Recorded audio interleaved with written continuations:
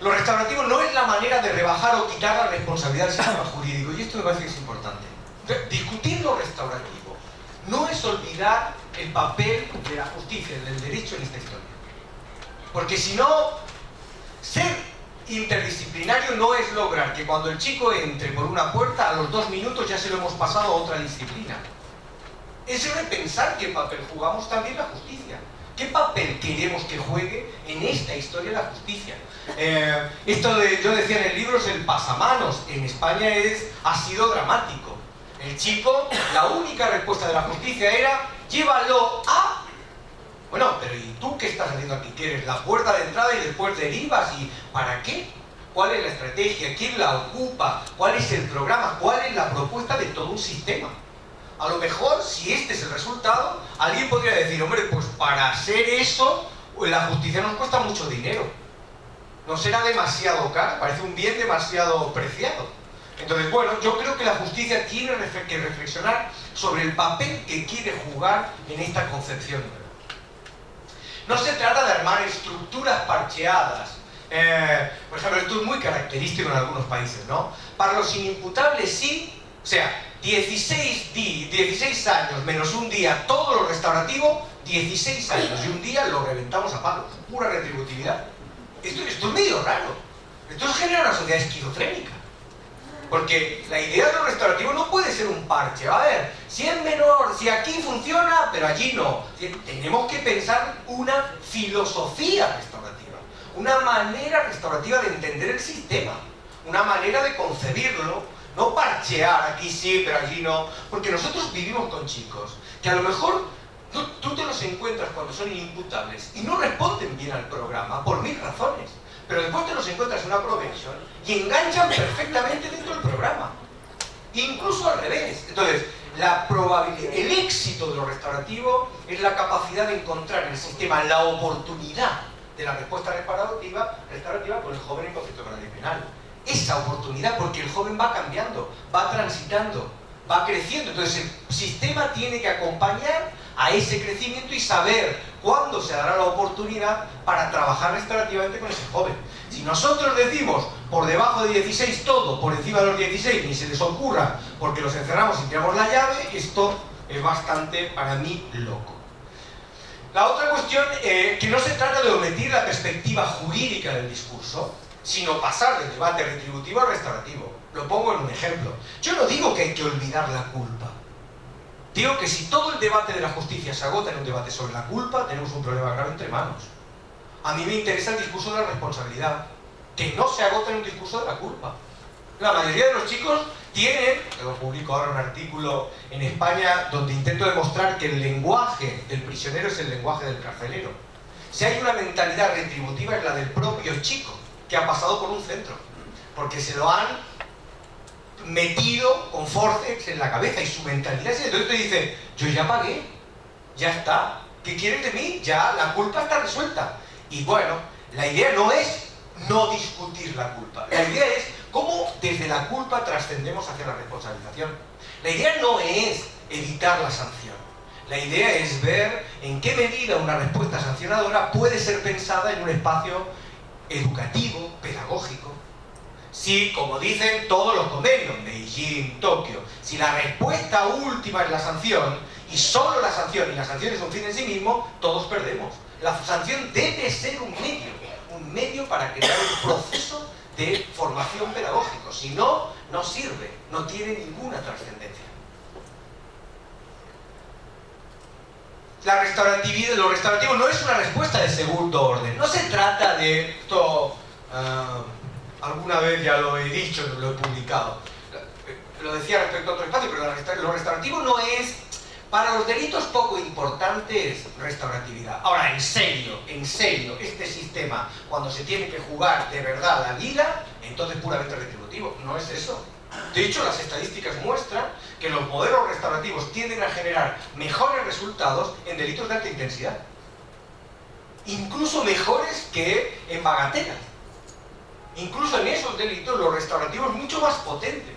Entonces, no se trata de distinguir, bueno, para lo potente, para lo fuerte, para lo duro, está el restaurante, que es lo retributivo, y para estas tonterías está el McDonald's, que es lo restaurativo. Por eso el artículo se titulaba La McDonaldización.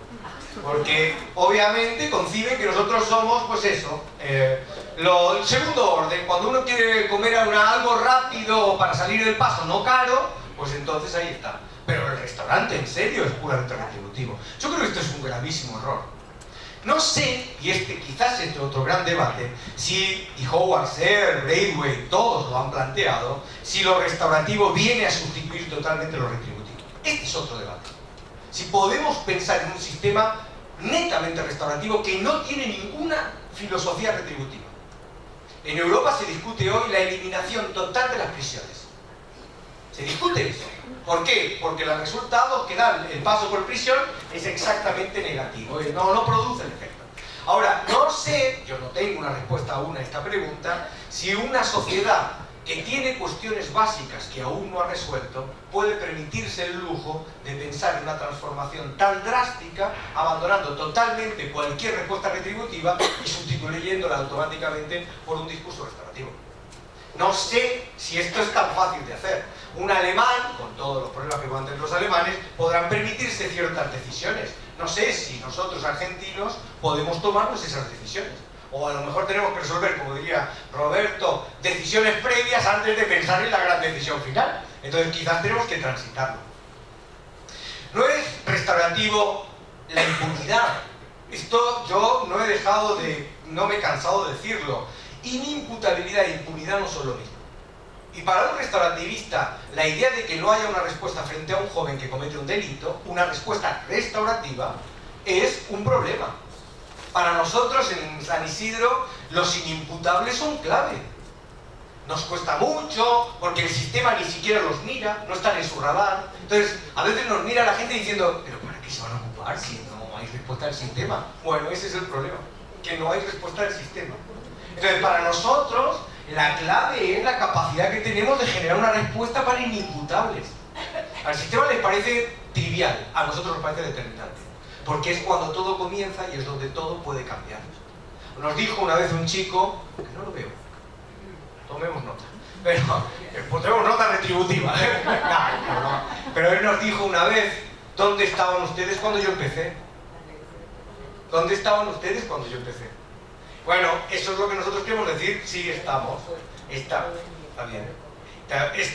Estábamos ahí, bueno, podemos estar ahí cuando empieza.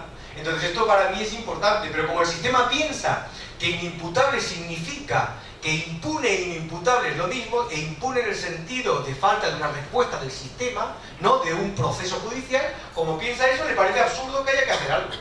Entonces nos miran como diciendo, ¿están locos? ¿Para qué se van a ocupar de esto si esto no tiene trascendencia?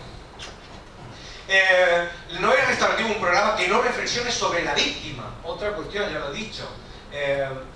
Es importantísimo pensar el papel que juega la víctima. Y aquí yo quiero insistir sobre una idea.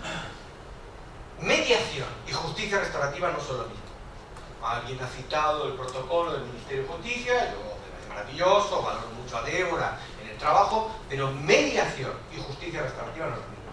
Tú puedes tener mediaciones que no son restaurativas y puedes tener un sistema restaurativo que no incluye la mediación. No hay que... Lo ha dicho el padre del debate de la justicia restaurativa, que ha sido Howard Serr. Y lo ha repetido hasta la saciedad. Lo que más daño nos ha hecho es ser confundidos con mediación penal. ¿Esto significa que no sirve para nada? No, significa que el encuentro es una de las posibles herramientas dentro de un modelo de trabajo restaurativo. Y a veces funciona y a veces no funciona. Y a veces tiene sentido y a veces no tiene sentido. Ahora, que no haya encuentro no significa que no haya que empoderar a la víctima y preguntarle cómo podrías tú ser reparada. Y ese es el protagonismo del que nos hablaba el panel anterior, que le pedimos, o que la justicia restaurativa le pide a la víctima. Ya lo he dicho antes, no es restaurativa una comunidad que no se compromete.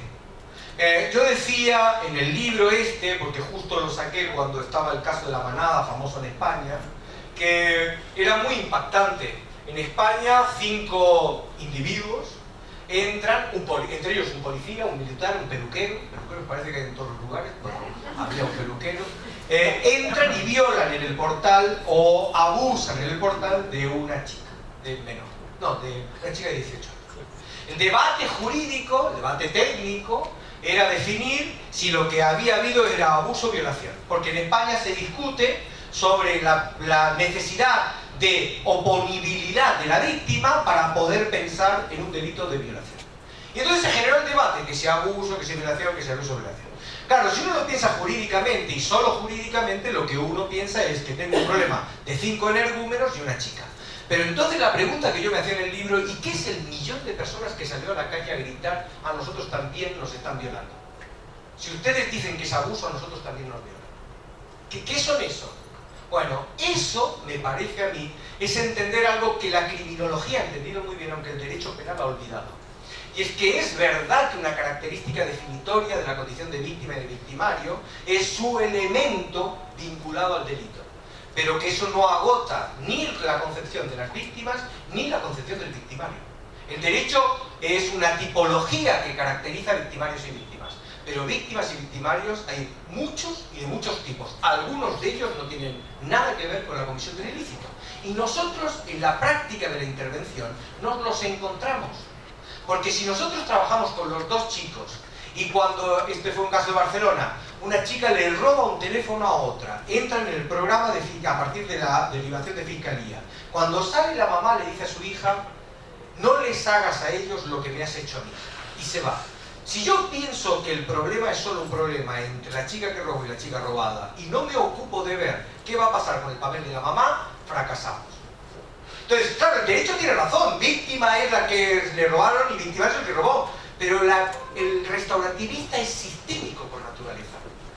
Tiene una concepción más amplia que no se agota en un espacio de discurso solo jurídico, lo cual no quiere decir que hay que olvidar lo jurídico. La restaurativa no es el resultado de la buena voluntad. Esto, para mí es muy importante. Los restaurativistas no somos locos que como tenemos tiempo libre y la vida resuelta económicamente, nos dedicamos al altruismo general por el bien de la comunidad.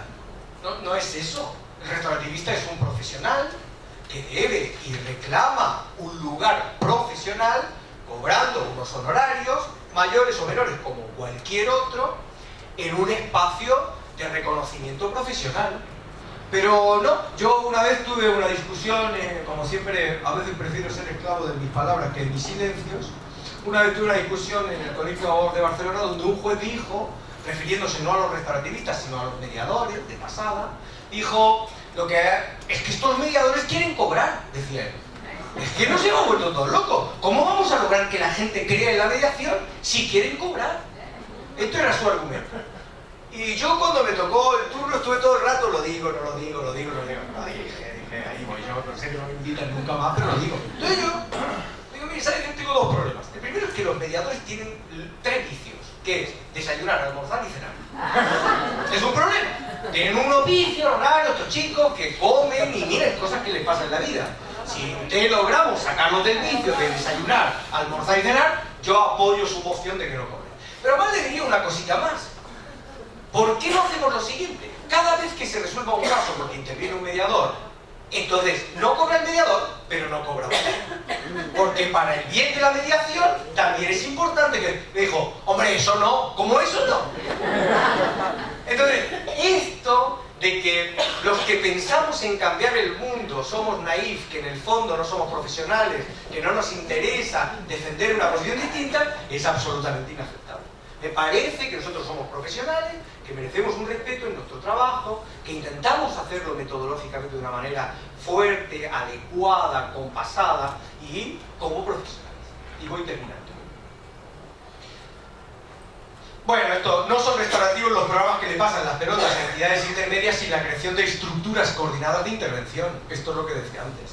A nosotros nos interesa que venga el programa, que venga el caso, el chico al programa, nos interesa que venga la escuela al programa, que venga el club, que venga... Pero nos interesa coordinar la respuesta, no un pasamanos, no un yo te lo paso a ti para que tú te ocupes y ya me contarás cómo te fue. A nosotros a veces nos ocurre que algunas entidades, sobre todo cuando trabajamos con entidades intermedias, tienen la curiosa manía de pasar al chico. Nosotros insistimos en que cuando un chico entra en el programa desde una entidad intermedia, debe haber alguien de esa entidad intermedia que lo acompañe y lo sostiene dentro del programa.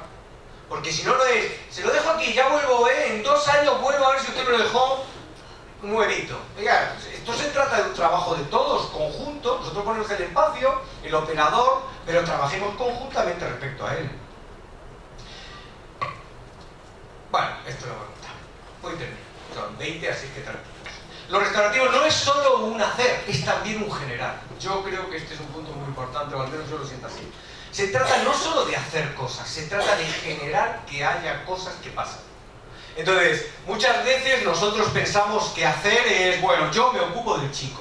He insistido con los equipos que nosotros tenemos una responsabilidad que no solo es hablar con el chico, es hablar con las entidades, es conversar con las escuelas, es hablar con los clubes deportivos, es generar la inquietud en todos estos espacios, es poder generarlos ahí. No es solo me ocupo del chico aquí ahora, es ser capaz de multiplicar ese proceso de debate, de discusión, de incorporación de la filosofía restaurativa. Así que nuestra responsabilidad no es solo un hacer, es un generar, y un generar en la comunidad.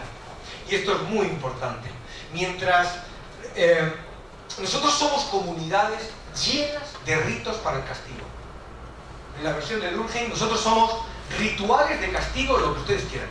Todos los que se les ocurra los tenemos. Más duro, menos duro, para arriba, para abajo, todos los que ustedes quieran. Ahora, rituales de la restauración y del perdón, ninguno. Somos sociedades que no han sido capaces de construir rituales para esos espacios.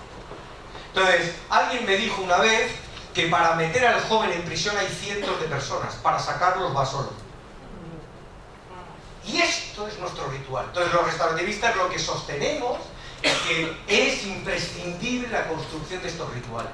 Es imprescindible que la comunidad los conozca. Es imprescindible que los vea. Es imprescindible que se dé cuenta de que es posible que todo sea distinto. Iván, póngase ustedes bien. Un tipazo. Un tipo del que hay que aprender todos. Un tipo que enfrenta la vida todos los días y está con nosotros aprendiendo lo que es ser un restaurativista para ayudar a otras personas, a otros chicos.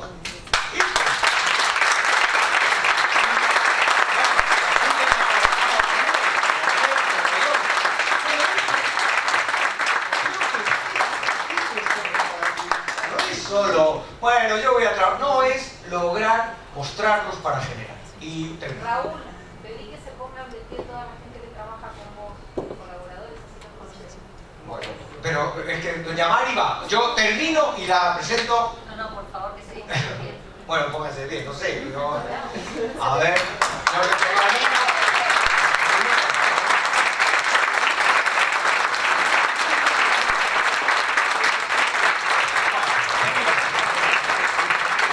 Bueno, termino con esto, pero lo de Iván tenía que hacerlo sí o sí. Era para mí fundamental porque yo sé lo que él lucha y pelea todos los días.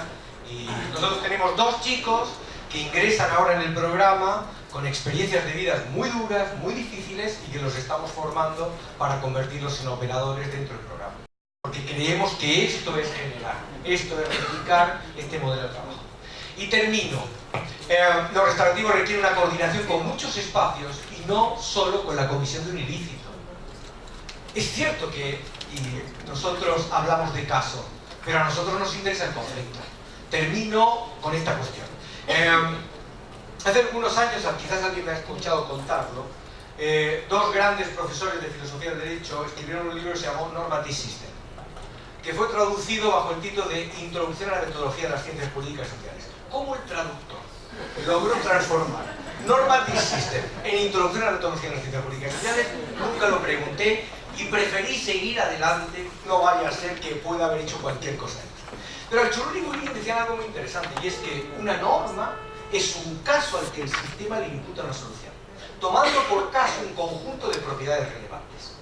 En el caso que ellos nos explicaban era muy divertido porque los estudiantes de Derecho en España aprendimos quién era Vélez Arfield leyendo al Churruni Bulí, porque ellos contaban el caso del tercero adquirente de buena fe del Código Civil de Vélez Arfield. Nosotros aprendíamos esto, nos parecía que era maravilloso. Recuerden, para los no juristas, que el tema fundamental era que el caso en el que alguien compra una casa y resulta que viene otro y dice que no es al que se la compré y dice esta casa es mía, así que ya va a salir usted.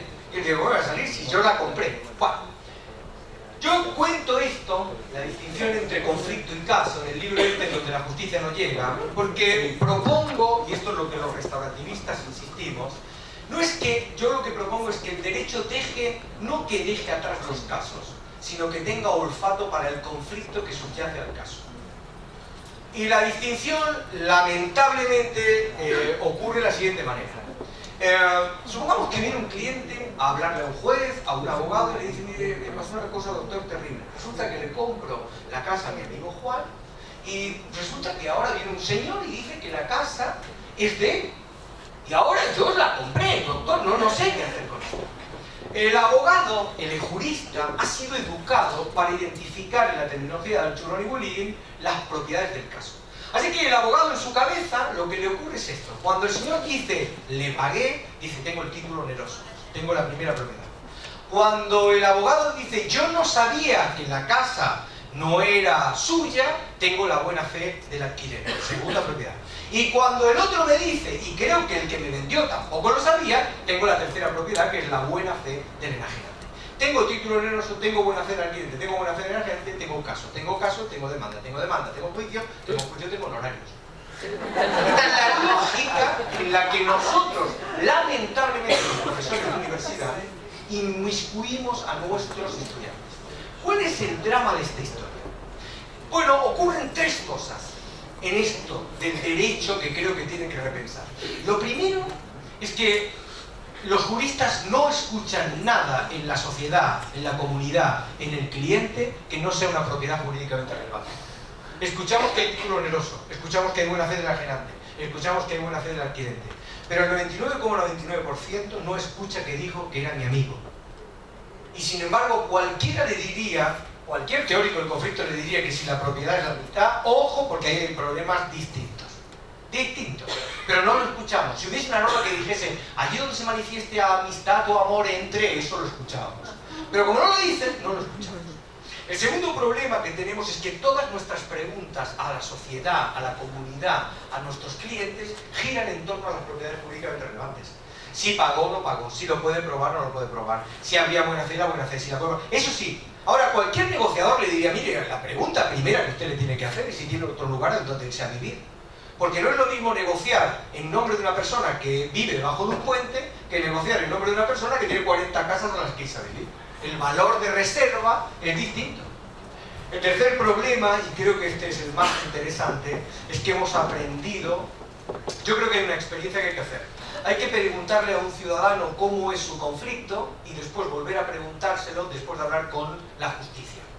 Y vamos a ver que la narrativa en seco del abogado, del cliente, tiene que ver con el conflicto, y la narrativa después de escuchar a la justicia tiene que ver con el caso.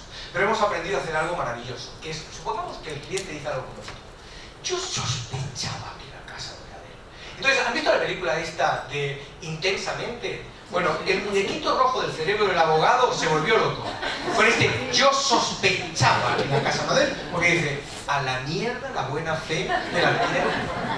Tengo un problema, no tengo buena fe del cliente, no tengo caso. Entonces, hemos aprendido a hacer algo. ¿Qué es esto?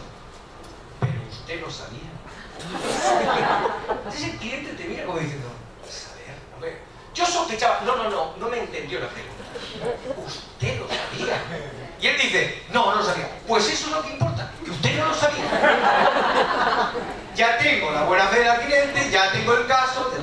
Bien, lo que yo digo en este espacio es que no es que el derecho debe olvidar que opera a nivel de casos, sino que el derecho debe entender que lo que el ciudadano le está pidiendo es que le ayude a resolver su conflicto. Y no siempre que se dicta una sentencia que resuelve un caso, esa misma sentencia resuelve el conflicto que las personas traen a la justicia. Así que necesitamos un derecho que escuche, que aprenda, que entienda, y ese es el derecho que le pedimos los restaurativistas. Muchas gracias.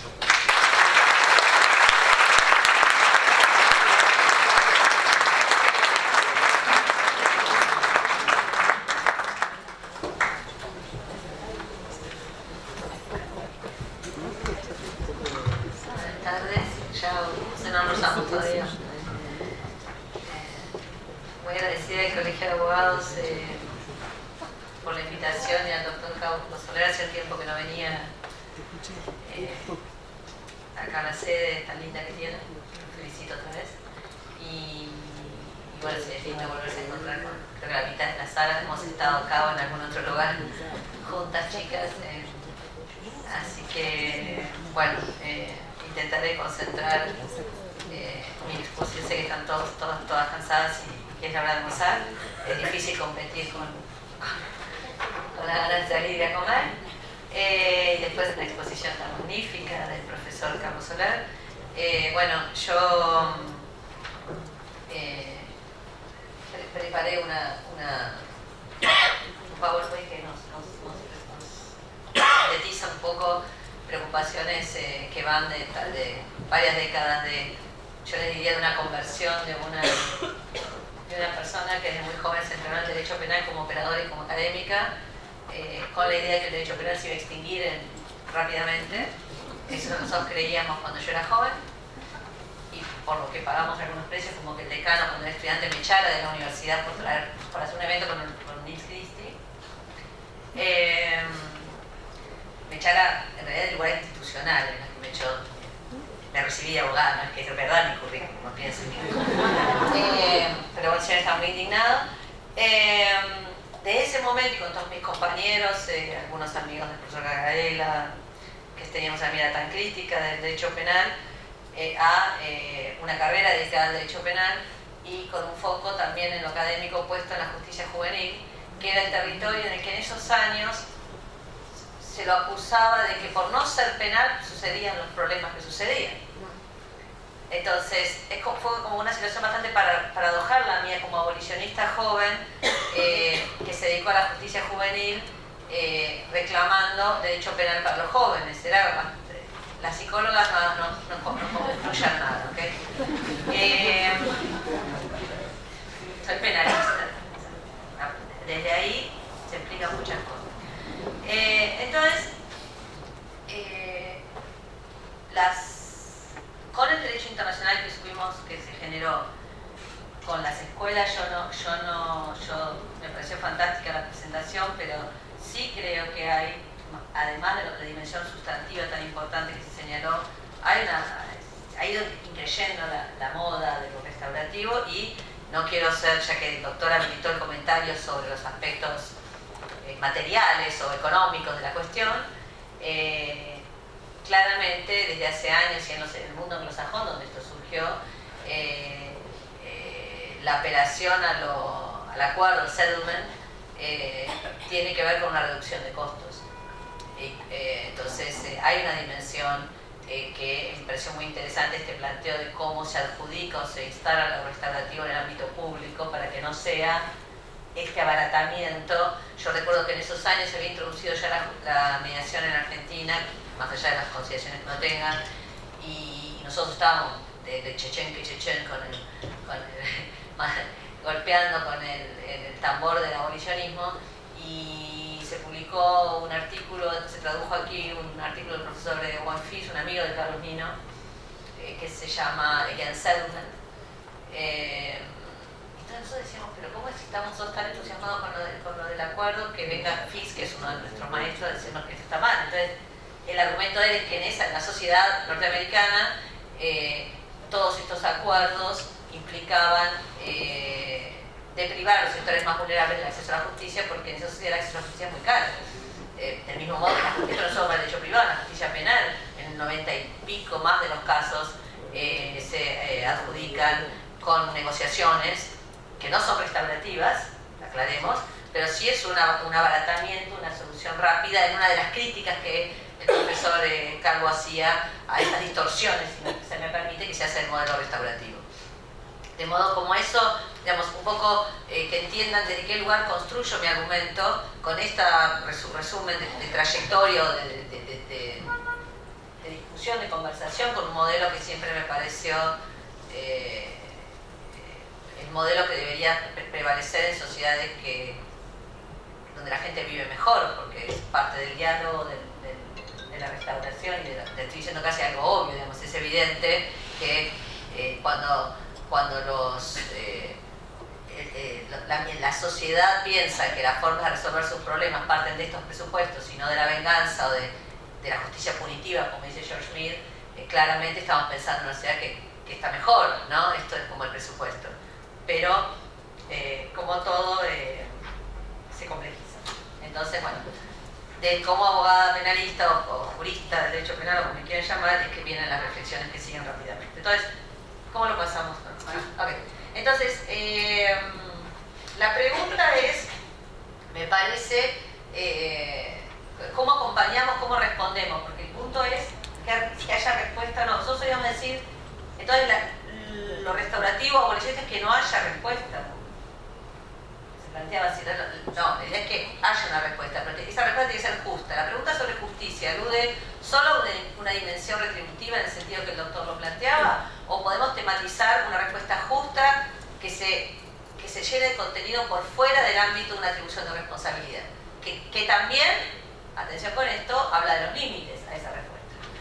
Entonces, me parece que el punto, el lío que hay con la justicia juvenil, pero que es histórico, que existe la justicia juvenil en el mundo, como desde que existe la justicia penal, siempre alguno dijo esto que se acaba de inventar funciona mal, y cuando se cambian las leyes, como las hemos cambiado, se acaba de aprobar la ley y ya el otro día se juntan los trabajadores de la justicia para decir esta ley está mal, pasó en la provincia de Buenos Aires, pasa, no sé, en Entre Ríos, que es la última.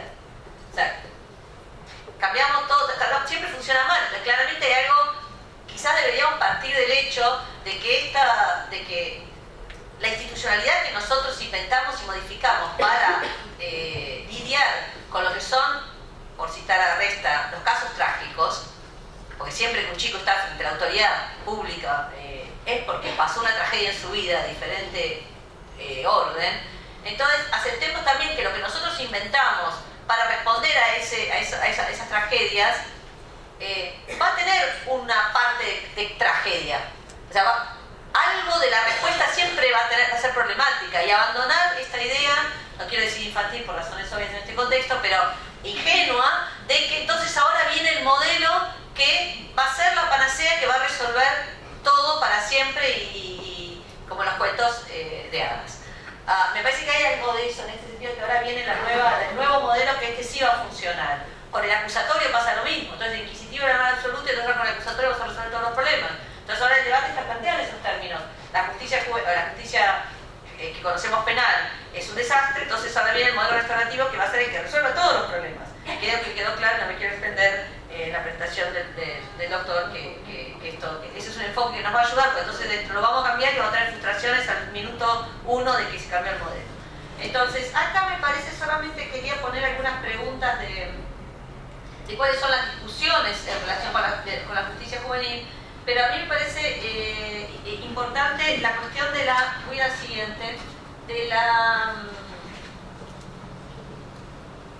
un comentario que él hizo sobre, él dijo algo de que la justicia restaurativa siempre es sistémica por naturaleza. Y entonces a mí me parece que en este punto sí, el enfoque restaurativo nos ayuda a formular las preguntas correctas respecto de cuáles son los problemas de la justicia juvenil y ponerle el contenido acertado para que esta respuesta nueva sea justa.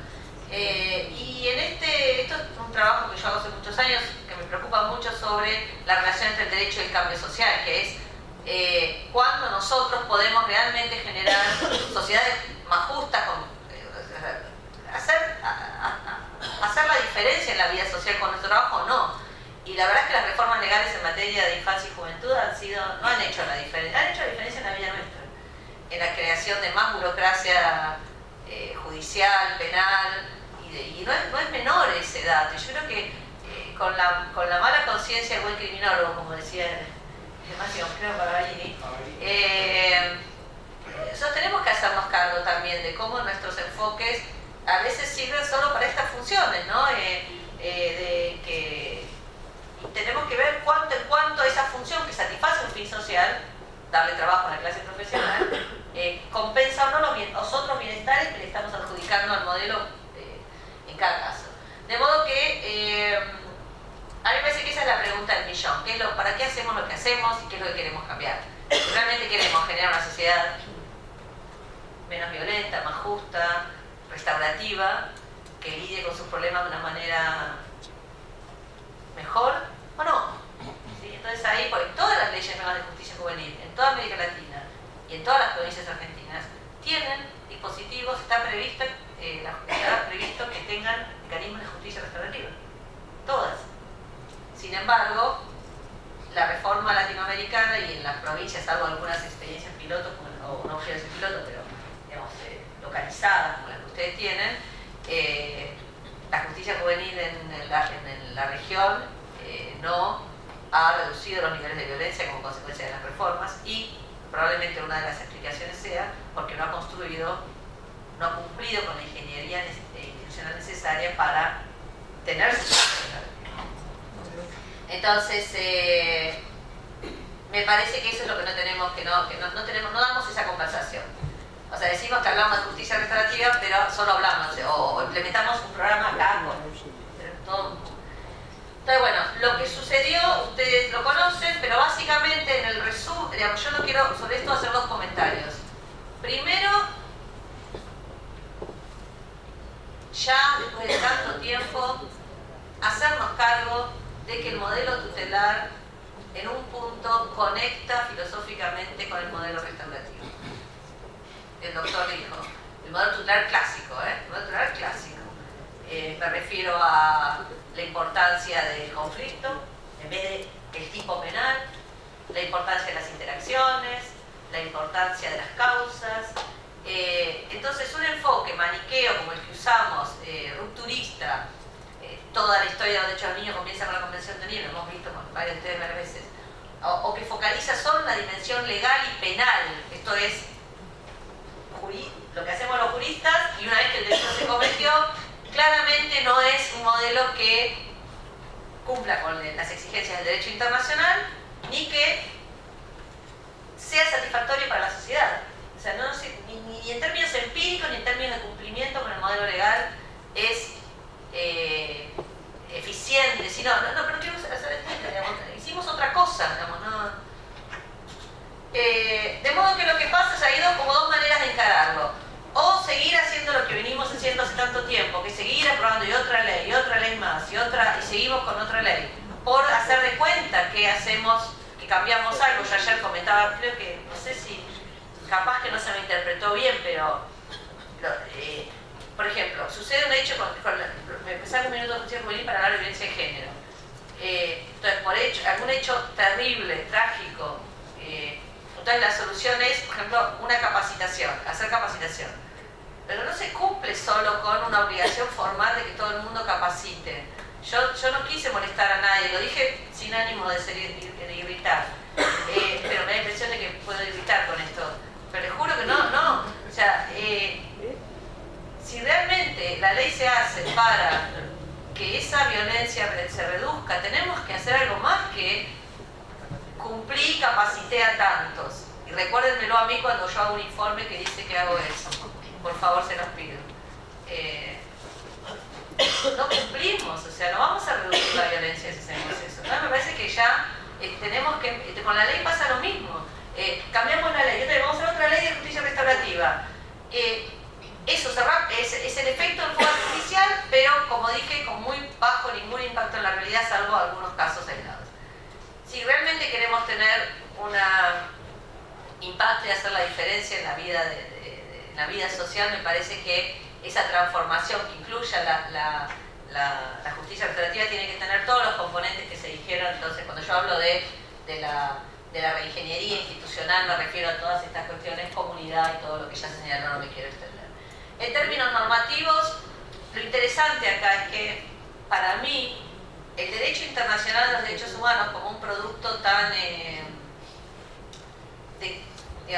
ya que se hicieron metáforas gastronómicas y estamos en la hora de comer, supongo que fue por eso también, un producto de cocción tan compleja, porque el derecho internacional es mucho más complejo que los derechos por razones, sin número de razones, algunas obvias. Entonces, en esa complejidad, que es esa riqueza, lo jurídico del derecho internacional tiene una potencia especialidad que me parece no estaba en Normative Systems. Eso quiero decir. ¿No se entiende? O sea, me parece que el derecho internacional de los derechos humanos tiene una dimensión que es mucho más fuerte que aquella conversación del positivismo jurídico en la clave que comparto, explicó el profesor Calvo. Entonces, en este sentido es lo que yo simplemente voy a, ya termino, que muchas me escucharon aquí decirlo, pero yo quiero insistir en la claridad que ha tenido la Corte Interamericana de Derechos Humanos, cuya sentencia suelo criticar desde el punto de vista positivista y formal, porque yo soy jurista y creo que la mejor argumentación jurídica genera mejor impacto en la realidad. Desde el punto de vista performativo de una decisión, la mejor argumentación tiene más potencial performativo que una sentencia por el interés superior del niño, que ese resultado nosotros coincidamos con el resultado. Digamos, probablemente digo esto porque soy jurista, digamos, esa es mi formación.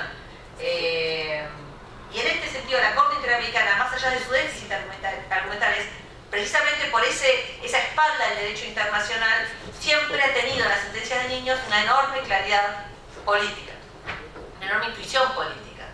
Y en este punto, la Corte Interamericana construyó su argumento sobre justicia juvenil a partir de protección especial, no a partir de la traducción latinoamericana que disoció la respuesta al delito, una vez que el delito se cometió, de las obligaciones positivas del Estado. La Corte Interamericana entendió, como dijo el doctor Calvo, que los derechos de los niños, y para mi entendimiento, la respuesta justa entonces, tiene que ver con una integración de protección especial y justicia juvenil, que eso es en definitiva lo que nosotros llamamos como principio de especialidad que tanto ha trabajado el profesor Terrani. Entonces, en este sentido que vemos hoy, para terminar, justamente por la traducción latinoamericana, porque no leímos el derecho internacional como había que leer, lo que decía primero y antes que nada prevención, restauración y después justicia penal. Esto no es interpretación, fíjense lo que dicen los tratados. Fíjense cómo teníamos metida el enfoque penal por la pelea con el liberalismo clásico que no leímos los tratados, no leímos lo que decían. Es muy impresionante. Por ejemplo, que se pueden adoptar medidas por debajo de la edad mínima. Entonces el argumento era, no, hay que reducir la edad penal, si no se puede asegurar el debido proceso. Pero se decía esto. Esto era por el es impresionante. De modo que yo agregaría acá, si quieren, bueno, para que vean, esta situación bien complicada, y por eso mi énfasis en que tenemos realmente que empezar a hacer las cosas con otro signo, y por eso sería este evento y la nota y todo este cambio que vemos en nuestro medio. Yo pondría acá, claro, ¿yo por qué no puse justicia restaurativa aquí? Porque yo acá estoy marcando la tendencia regresiva. Porque ¿qué conseguimos? Lo que conseguimos es todo lo que acercó a la justicia juvenil a la de adultos. De hecho, en esta provincia, se debatió en un evento hace un par de meses, que me nombraron para invitarme a un evento al que no voy a participar, que es debatir juicio por jurados para menores. Y a alguien se le ocurrió así, algunas amigas y colegas muy respetados, y algunas personas muy importantes en la próxima sala, bueno, hagamos un panel, para que yo diga por qué no me parece. Pero fíjense, lo que está en rojo ya sería el fracaso del modelo de la exigencia del derecho internacional. Algunas instituciones donde nosotros podríamos introducir lo restaurativo, que ahora voy a tomar un minuto. Pero no quise a propósito poner restaurativo, porque justamente restaurativo es lo otro. Es lo que no hacemos como política. ¿Me entienden? Entonces, por eso que lo puse de esta manera. Y entonces ahí lo ven, solo una consideración me parece que es complementaria por las conclusiones que hay. Entender que justicia restaurativa, más allá de que se pueda hacer en todas una vez que se inicia un proceso, como definición política, de política pública, diría más que política criminal, pero también política criminal preventiva, implica una completa salida del sistema. Y en este sentido, todas las formas que hay en la Argentina son formas digamos, o peculiares de justicia restaurativa, porque siguen siendo formas y son programas que están supeditados a nosotros, a la autoridad penal, ¿no? Entonces ahí me parece que sería muy importante para pensar hacia el futuro una institucionalidad en el orden administrativo que pueda, como en el mundo anglosajón, que es donde surgieron estos modelos, adjudicar estos casos de una manera restaurativa, pero que no necesite y no dependa siempre de la intervención del sistema penal, aunque sea de forma residual o como, bueno, y si no, entonces ahí estamos nosotros con cara de malos, porque esa es la lógica que, ¿no? Me parece como una cuestión. Y eso distinguirlo de las formas restaurativas que se pueden implementar una vez que se formaliza el proceso penal. Que eso, yo no sé cómo se restaura. Yo soy jurista, no tengo la menor idea. Yo no tengo la menor idea de cómo se logra que una persona se resuelva un tema de violencia o de adicción. Eso lo sabe la gente en la intervención. Y en este punto sí deberían esos saberes ocupar una centralidad en la conversación y nosotros corrernos, ¿sí? Yo no creo que sea... no es tanto, bueno, la interdisciplina, estamos todos en el mismo... Yo creo que nosotros hemos tenido centralidad por mucho tiempo en esta discusión y que deberíamos un poco ceder el centro del ring a los saberes de intervención, que son la gente que sabe cómo se restablece el diálogo, se cura en la relación interpersonal. Nosotros no. De hecho, nosotros vivimos de conflicto, ¿sí? En todo caso, ponemos límite al Estado y le decimos, estas son las reglas con las que usted tiene que adjudicar esto, pero no nos pueden preguntar y nosotros tenemos que correr un lugar y decir, así se restaura. ¿Sí? Me parece que yo no sé, capaz que fui a otra facultad, pero a mí nadie me enseñó eso. Ni en el posgrado, ni nada de eso. Entonces, distingamos diversion de lo que es ya el proceso, y ahí tienen oportunidad, y con todos los problemas que se plantean. Básicamente yo diría una cosa, que el contenido restaurativo en ámbito no formal penal, vamos a poner así, control social informal y formal, no puede pensar sistematizarse de la misma forma cuando estos transcurren en un ámbito por fuera de la institución formal penal que cuando ocurre, no solo por el argumento de los costos, por un argumento simbólico. Parece que ese es un trabajo, está todo, me da la impresión de que está un poco mezclado. Entonces esta es la distinción, sea con oportunidad, y por eso yo distingo entre lo que es una solución procesal con consecuencia reparatoria de el contenido reparatorio que puede tener una sanción. Son cosas diferentes, porque en el último caso tenés una discusión de responsabilidad y de culpa formal penal, que no es la misma que la responsabilidad restaurativa. Por eso podés hablar de responsabilidad con inimputables, que con jóvenes, ¿se entiende? Me parece que esto también hay que aclararlo un poco. Y en este... Nada, esto ya se... A mí me parece que en definitiva, yo me quedaría con esto. En el último libro de Alice Christie que publicamos en español, el libro en inglés se llama Suitable Amount of Crime, que se tradujo como adecuado. Sí, estamos al mismo problema de Normative Systems. A mí me gusta más preguntarnos cuántas víctimas y cuántos perpetradores, en el sentido de definirlos como tales, necesitamos en nuestra sociedad para restablecer la paz social. Esa es la pregunta. O sea, para esos conflictos, ¿cuántos necesitamos adjudicarnos de modo que quede establecido que hay una víctima y un perpetrador? Y va a haber algunos que sí. Christie decía en Los límites al dolor, a mí me pareció siempre un gran, es el inicio del libro,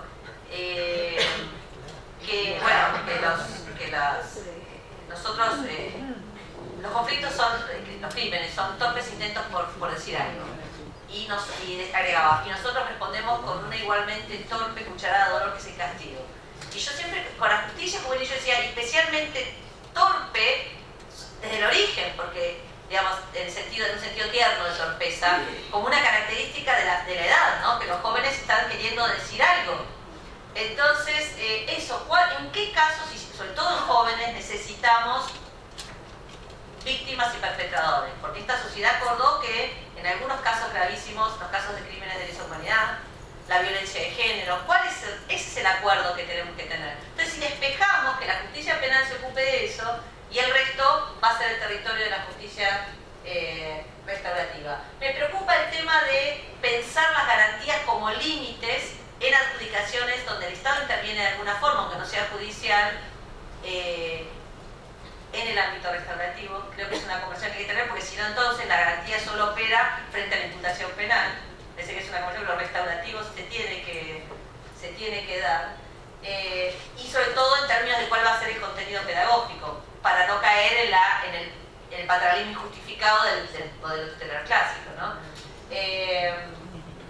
De modo que, para terminar, no quiero extenderme más, me parece que si ustedes leen el derecho internacional, lo que se exige a los estados es, primero, evitar que los muchachos se involucren en conductas violentas, especialmente eso, y por lo tanto lo segundo que se exige, que es que una vez que eso ocurre, la respuesta sea de reintegración social y restaurativa. Hay una restauración anterior que tiene que ver con la generación de condiciones de garantía de derechos económicos, sociales y los jóvenes, que son derechos que se tienen que cumplir, pero que cumplen la función también de prevención del delito. Porque las sociedades menos desiguales tienen menos índices de violencia. Entonces me parece que hay una restauración anterior en el orden de la prevención que no se tematiza.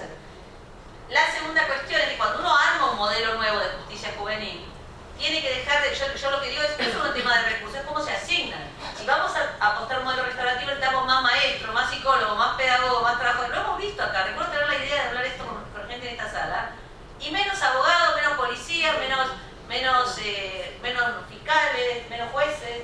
No es que, por favor, mis compañeras no me malinterpreten, pero lo que quiero decir es que según el modelo, la cantidad de operadores que uno necesita, ¿sí? O sea, claro, entonces no digamos que queremos justicia restaurativa si las reformas de las leyes orgánicas solo generan cargos para nosotros.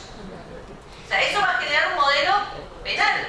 Si queremos, entonces, o hagamos ciertas transacciones que también son transacciones políticas y son conversaciones que tenemos que tener, porque si no, en definitiva, lo que vamos a seguir es reproduciendo, yo digo, pensando en lógica de castigo, ¿sí?